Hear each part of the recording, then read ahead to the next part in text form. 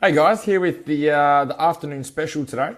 What we're going to be focusing on talking about today is a little bit of TV, okay, and something that is fairly prevalent in most people's lives, okay. People like to come back, or racers like to come back from race day or come back from work. Obviously, a lot of you guys in construction or in trades, and like to chill in front of the TV. So we're going to have a little bit of a talk about that. We'll wait for Facebook to do the usual thing. Hey, David, it takes a while for it to be able to get going. Okay, so we're going to talk a little bit about TV.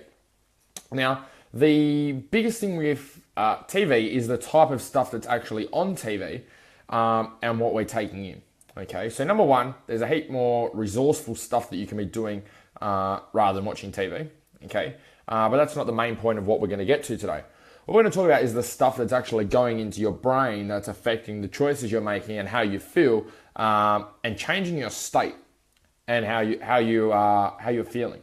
Okay, so we always in previous live streams talked about being able to keep you in a positive state, in a resourceful state, because that's what's going to make you most efficient, make the best choices, be able to stick to your routine, do the things that you need to do for long-term success with riding, racing, training, nutrition, flexibility, mindset, everything. Okay, giving you the full package. Now, when we watch TV, TV gives us, similar to Facebook and social media, give us a distorted perception of the way the world looks.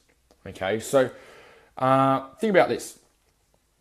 So let's just say there's been something on the news. Okay, so let's just say there's been a murder. Okay, so we're talking worst case scenario here. And that's something that usually that will get on the news. Okay, so when we watch that sort of stuff and we have that sort of stuff on TV, we see that it's happened to other people.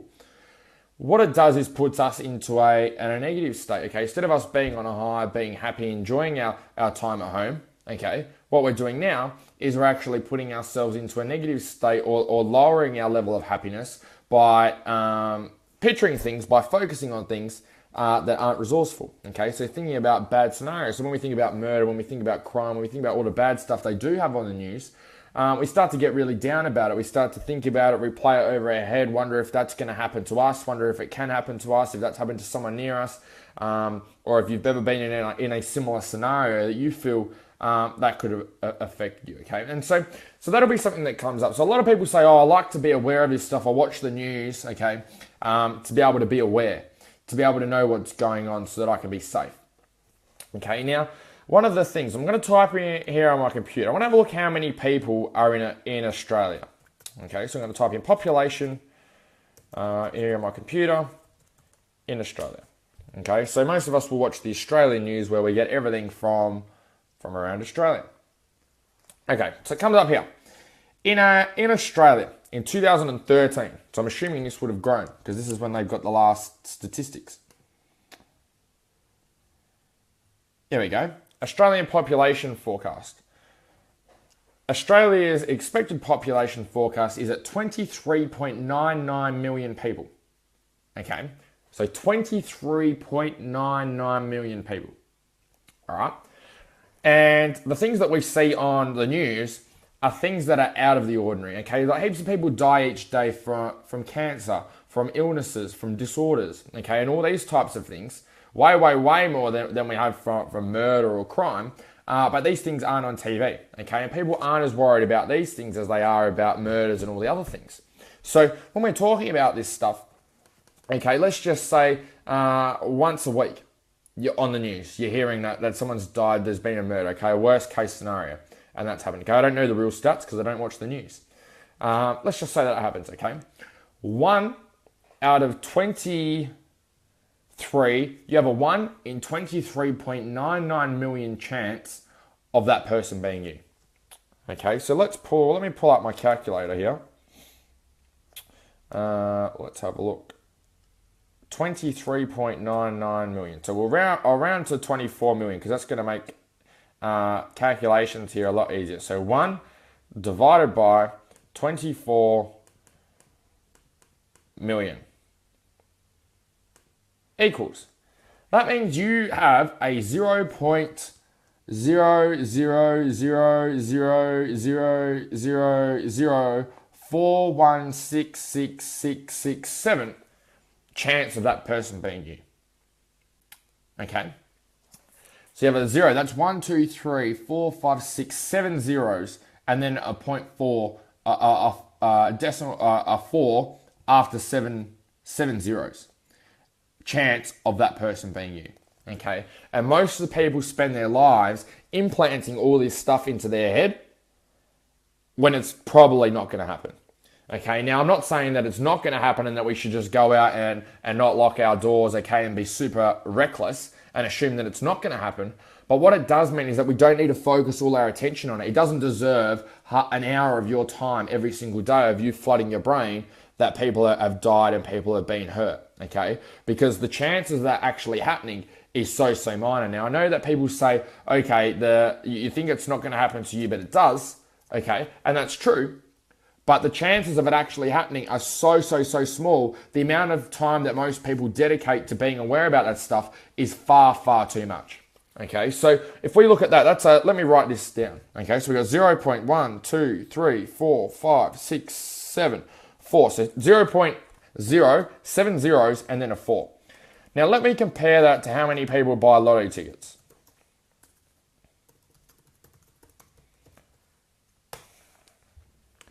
In Australia. Okay, so I'm just Googling this stuff, so bear with me so I can give you guys some real numbers.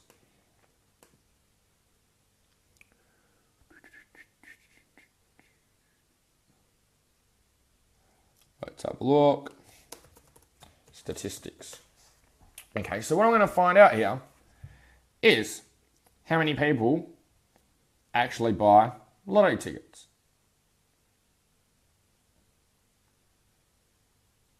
Okay, so what we're going to find here is that, let's have a look for some numbers. Maybe just trouble finding numbers. Oz Lotto statistics. Let's have a look. Bear with me for a minute. So I'm going to give you guys some real numbers, okay? Real levels of chance and things that are actually happening.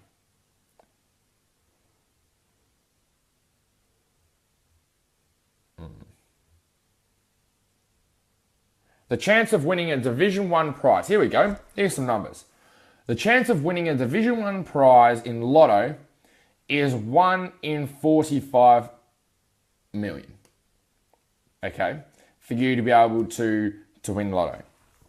Now, the chances of something happening to you are going to be a lot less than that, because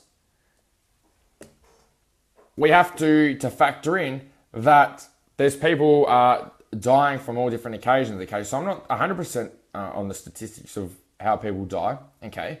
But what we do know is that it's a very small chance that person's actually going to be you, okay? Much like with our lotto numbers. So we don't spend 5 hours a week trying to pick our lotto numbers and working out which lotto numbers have been selected, which ones haven't, okay? What we do is we actually spend our time being able to just get the ticket, get on with it, and see what happens, okay? And what that means is that we don't need to dedicate a shit ton of hours to enforcing shit in our brain, okay? Yes, it's fine to be aware of it, okay, and know what's going on. But when we're constantly reinforcing and that's what we're focusing on, that's what tends to come up, okay? We tend to see all the bad things in life. So like our live stream from this morning, we tend to focus on all the things that are negative, okay? And the more things that we reinforce in our brain, the more things that we put in there of crime, murder, all the bad things that are happening in the world that are put into our brain, okay? Then starts to become an issue, because they're the only things that we look at. They're the only things that we focus on, and we live a very defensive life, or a life constantly living in fear of these things happening, even though the chances of those happening are very small. Okay, similar to being able to win lotto. So just having a look at some of the other stats here. Okay. So I'm assuming that with that statistic as well with the lotto, that's going to be over a period of a year. Okay. So what that tells us is that the chance of this stuff happening to you, although it can happen, is very low. Okay.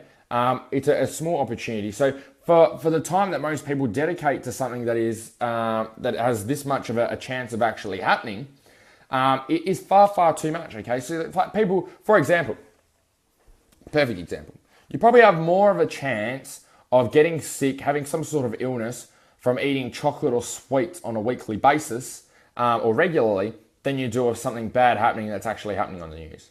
Okay. Yet most people on a weekly basis will continue to go out and eat that stuff that they don't know is good for them, but they will live in fear about watching the news. They'll put 5 hours towards the news and trying not to, they'll lock their cars, lock their houses, put locks on their bikes, okay? Make sure that they're safe, lock the door, take the kids with them while they're at the shopping centre, all the rest of it, okay?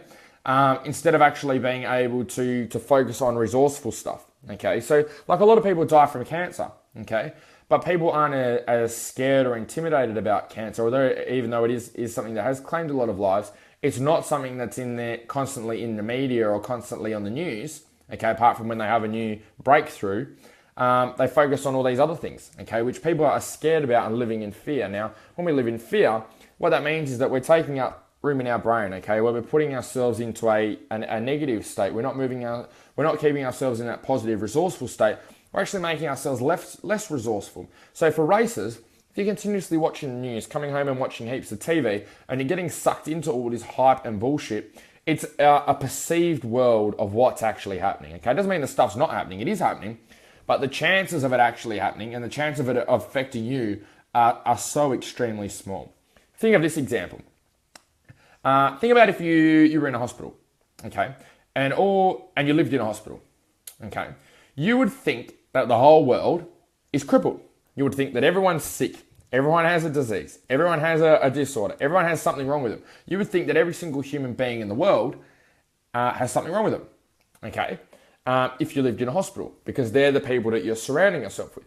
Now, when you step outside the hospital, you realize that, okay, the whole world's not actually sick or has a disorder or has something wrong with them, okay? It's actually only a very small minority compared to everyone on a global scale.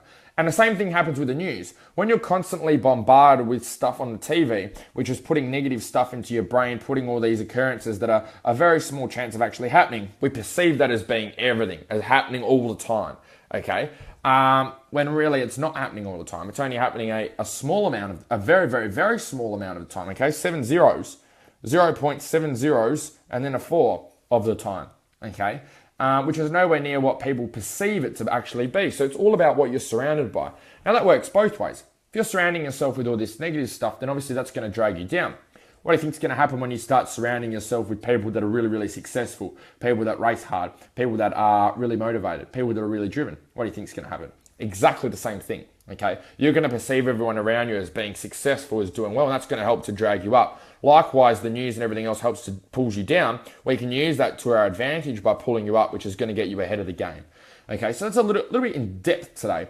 Not quite racing stuff, but to do with TV. Okay, and this is long-term success. Everything's mental. Everything's mindset. Okay, are you guys finding this useful? Give me a thumbs up if you found this live stream useful. I know there's a few of you on here so far.